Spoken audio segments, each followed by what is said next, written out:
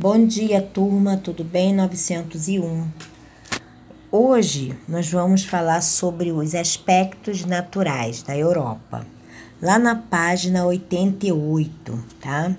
Vamos falar hoje sobre o relevo, sobre a hidrografia, sobre as paisagens, sobre o clima e a vegetação, ok? Observem o mapa da Europa, o mapa físico da Europa. Primeiro nós vamos falar sobre o relevo. O relevo do continente europeu é um relevo antigo, muito esplanalto. A gente observa também as planícies, as cadeias de montanhas. Observe no norte e nordeste da Europa, nós temos os montes Urais, temos os Alpes escandinavos.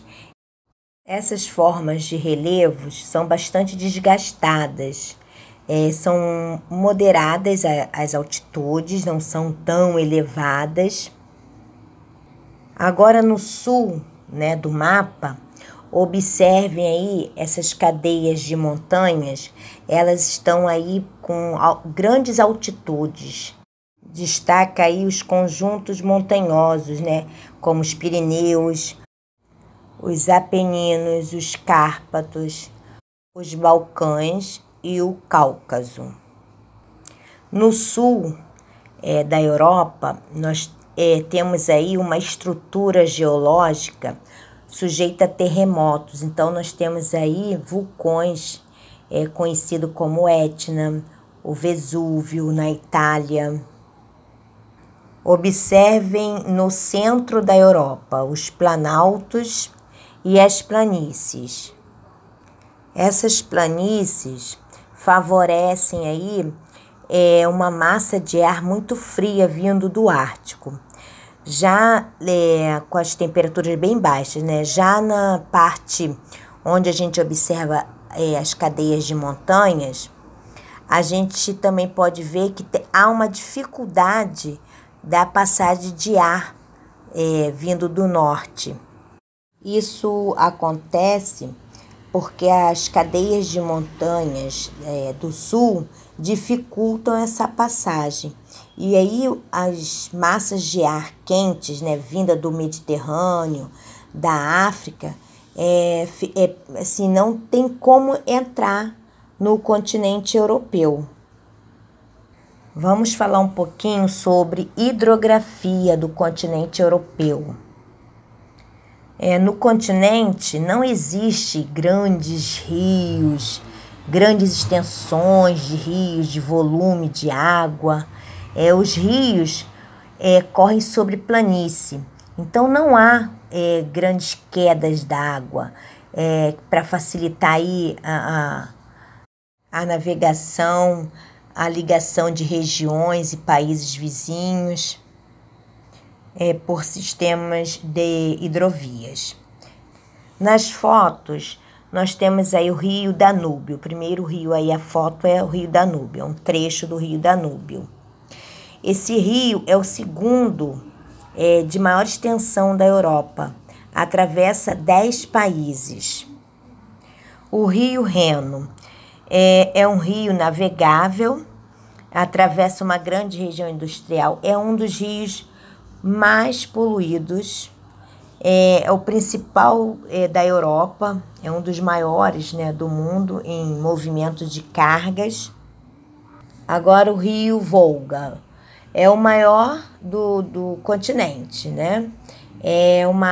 atinge uma grande e importante área industrial da Rússia e deságua aí no Mar Cáspio. O rio Sena é um rio francês, desperta a atenção dos turistas, Todo mundo que vai na França tira uma foto ali na beira do rio Sena. Em Londres, nós temos o Tâmisa. É um rio que na época da Revolução Industrial houve aí uma grande degradação desses rios, mas o Tâmisa ele tinha ali o esgoto a céu aberto, ficou muito poluído. As embarcações a vapor contaminou muito as águas do Tâmisa. Houve então a construção de sistema de captação desse esgoto, já no século XIX, para recuperação das espécies, né, de salmão, de peixes que estavam ali antes. E a gente pode observar que já havia, né, no século XIX, uma preocupação da recuperação desses rios, né, justamente por causa da degradação que estava ocorrendo por conta da Revolução Industrial. Vamos falar agora sobre climas e vegetação lá na página 94. Então, nós temos aí um mapa de climas. Observe aí que o clima temperado e o clima frio são os que mais predominam no continente europeu. Os climas são influenciados pela latitude, pelo relevo, pela massa de ar, pela maritimidade, pela continentalidade e correntes marítimas. Observe aí as correntes do Golfo, elas amenizam a temperatura que estão sob influência da corrente vinda da Noruega, que é uma região em altas latitudes. Quando a gente observa no mapa as áreas próximas aos oceanos, elas têm uma influência muito grande da maritimidade. E as áreas mais distantes do litoral estão sob influência da continentalidade. Então, vamos falar um pouquinho sobre os tipos de clima, né? O semiárido, o mediterrâneo temperado, frio polar e o frio de montanha. O clima semiárido, a gente observa que tem verões quentes e invernos rigorosos. O clima mediterrâneo, ele predomina aí sobre influências de massas de ar quente vindas do norte da África. Portanto, possui verões bem quentes e secos e invernos chuvosos.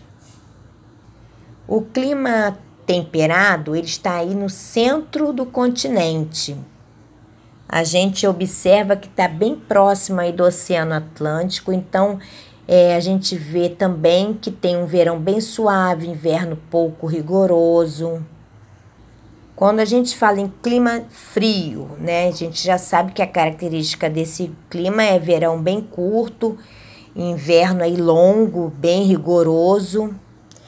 Às vezes encontra em precipitação de neves.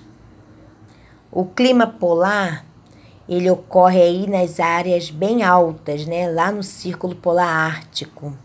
E a gente pode ver que tem uma temperatura abaixo de 0 graus Celsius. E o clima de frio de montanha, a gente pode ver que ocorre aí nas cadeias montanhosas. A temperatura é bem baixa, até por causa da altitude. Nosso próximo mapa é sobre a vegetação da Europa. Então, observe aí que nós temos a floresta boreal, que é a taiga também conhecida, a floresta temperada, estepe pradaria, vegetação mediterrânea, vegetação de montanha e tundra. O mapa está bastante colorido, então dá para ver o destaque de cada uma. A floresta temperada, ela tem relação com o clima temperado. É uma vegetação nativa do continente europeu. Apresenta árvore de grande porte. Foi muito devastada no continente. E ela foi sendo substituída pela agricultura. Floresta boreal, também conhecida como taiga. Essa floresta é uma fonte de madeira, né, de celulose. ela encontra aí próxima ao Polo Norte. Ela se adapta muito bem a condições climáticas, as áreas bem rigorosas, né, de frio muito intenso. A tundra, a gente encontra ela em grandes latitudes, ao norte, lá no Círculo Polar Ártico. Ela está associada ao clima polar e a gente encontra ali os links e musgos. As estepes, a gente está vendo aí essa foto, é uma estepe com campo de cevada na Ucrânia. Então, uma floresta de transição, ela se encontra muito entre a floresta temperada e os desertos asiáticos. É um solo muito fértil, ideal para agricultura. A vegetação mediterrânea, então, também está associada ao clima mediterrâneo. Estende aí de Portugal até a Grécia. Essa vegetação mediterrânea, ela foi muito devastada para abrir espaço aí para as culturas de uva, da oliveira, da criação do gado. A vegetação de montanha. Então, essa vegetação a gente vai observar de acordo com a altitude da montanha. Então, quanto mais alto, mais aumenta o frio. Então, a gente observa que bem no topo da montanha, a gente vai ver links e musgos. Bem na parte mais baixa um pouquinho, a gente vai ver as espécies herbáceas e agramíneas. E temos também na parte de baixo, né, da montanha, com temperaturas mais amenas, a gente vai observar aí as florestas de coníferas. Bom, turma, por hoje é só, mas temos os trabalhos que estão lá na plataforma, ok? Vamos para lá e a gente vai acompanhando. Beijos!